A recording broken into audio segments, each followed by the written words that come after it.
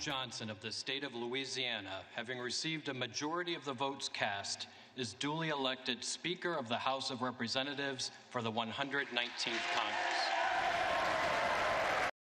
An eventful day on Capitol Hill. Speaker Mike Johnson has won another term leading the House. He was victorious after a close election this afternoon.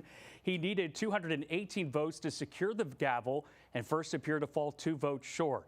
But after about an hour, 2 Republican holdouts switched their votes. And joining me now is U.S. Congressman Nathaniel Moran. First, Congressman, what is your reaction on Mike Johnson's vote as Speaker of the House? Brendan, I'm very excited about Mike Johnson being the Speaker of the House again for the 119th Congress.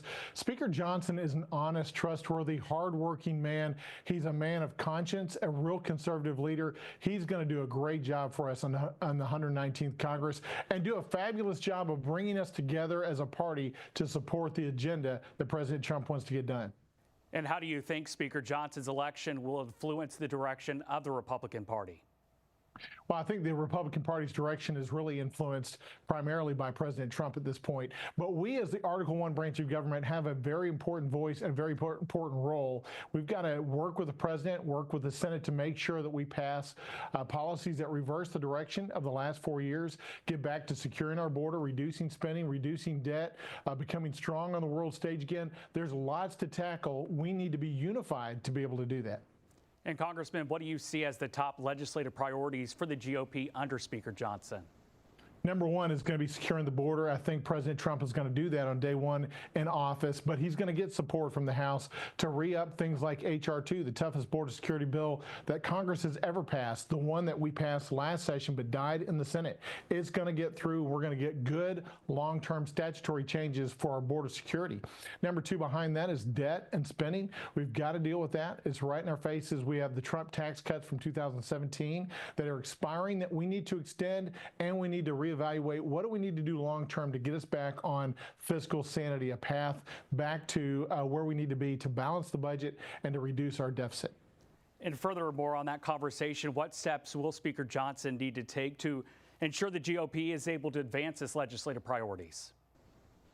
Well, the Speaker of the House's role really is one of operations. And when you think about a manufacturing company, it is that role. It is how do we get through the operations and the logistics and actually the production of what we need to do. And legislation is the end result of that production process.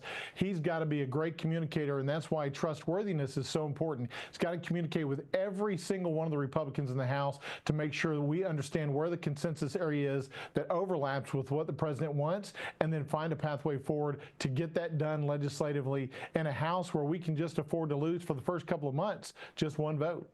And Congressman, lastly, what role do you see yourself playing in helping Speaker Johnson achieve his goals during this Congress?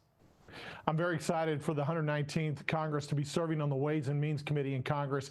It's the committee of jurisdiction over taxes, trade, health care, and so much more in Congress that we're going to have to deal with during the 119th. So we're going to be able to be on the front lines of every big decision that is made. Last session, we were on Judiciary, Education, Workforce, and Foreign Affairs. We've traded those committees and gotten appointed to the Ways and Means Committee. Very excited to be part of that because that's where the action is going to be in the 119th.